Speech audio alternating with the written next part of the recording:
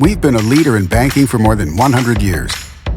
You'll find us here, at home, on your phone, and everywhere you go. Renaissance Bank. Understanding you. Member FDIC. Equal housing lender.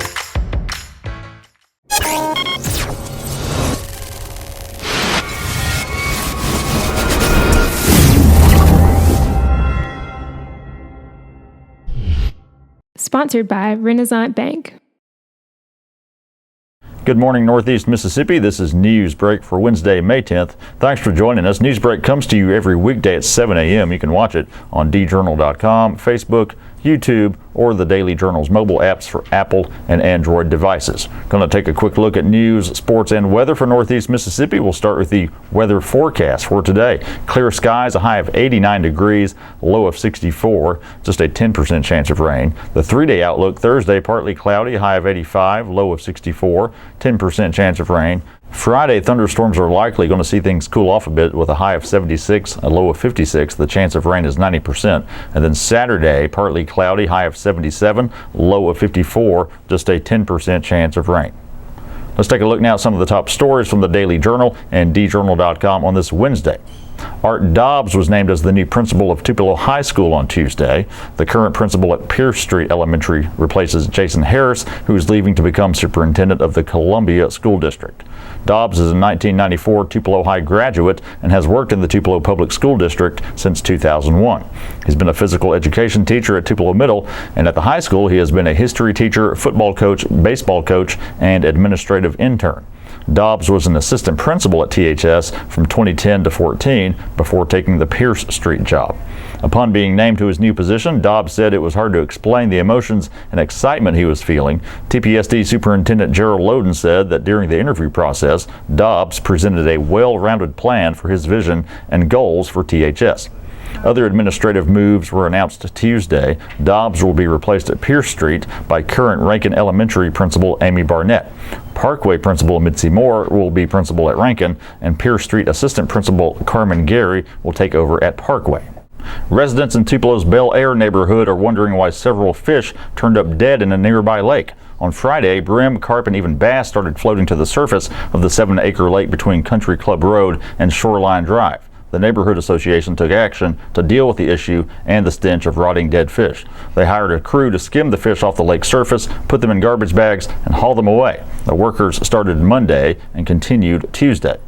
Larry Pugh, the Fisheries Bureau Director for the Mississippi Department of Wildlife, Fisheries and Parks, said dead fish in small lakes is fairly common this time of year. He said it often happens due to brim spawning stress, which causes bacteria to spread quickly when there is a high density of fish.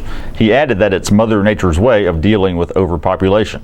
Another possible culprit is a lack of oxygen. In the future, the neighborhood association will need to address ways to harvest more fish to better maintain the lake population. That could mean allowing more anglers or holding the occasional neighborhood fish fry. An organization that supports those affected by disabilities held its annual cookout on Tuesday afternoon. Life of Mississippi partnered with several health services for the event held in Tupelo's Fair Park. It invited clients, agencies, state and local officials, and the general public to enjoy hot dogs and burgers and learn about resources available to those with disabilities. Life of Mississippi attempts to promote the idea of living independently. Thursday's cookout was a chance for those with disabilities to do just that. Tara Christian, an independent living specialist for Life, said the event provides an opportunity for people to get out and socialize. Life holds peer support group meetings every Tuesday that are usually led by a speaker from one of the surrounding health services. The organization also works at making businesses and homes more handicap friendly by adding features like bath benches or wheelchair ramps. And in sports, Riley Mayhew and Nettleton are champions once again. Mayhew, a freshman, led the way as the Lady Tigers erased a 4-stroke deficit to win the Class 1 state title on Tuesday at Big Oaks Golf Club. It was the second consecutive championship for Nettleton. With a round of 2 under par 70, Mayhew won by 11 shots over first-day leader Callie Breland of Our Lady Academy. It's the third consecutive year Mayhew has won medalist honors at the state championship. Nettleton ended up with a 13-stroke victory over OLA, which is located in Bay St. Louis. Also on Tuesday, Oxford's boys won the 5A state title, while Boonville's boys won in 3A. And that does it for Newsbreak on this Wednesday. We do want to remind you to check out a couple of the podcasts we produce here at the Daily Journal. We've got the Memo, all things Northeast Mississippi news and entertainment, with myself and W. Derek Russell. You can find it 2 days a week. Every Wednesday and Friday, new episodes are available. You can find them in iTunes, your podcast apps, or at memo.djournal.com. Also, Prep Rally, a high school sports podcast with myself, Gene Phelps, and Blake Morgan. New episodes every Wednesday. Find it in iTunes, your podcast apps, or at preprally.djournal.com. All the stories I talked about today you can find in your daily journal or at djournal.com. Give us a follow on Twitter at djournalnow. Like our Facebook page as well. And that does it for Newsbreak on this Wednesday. I'm Brad Locke. We'll see you next time.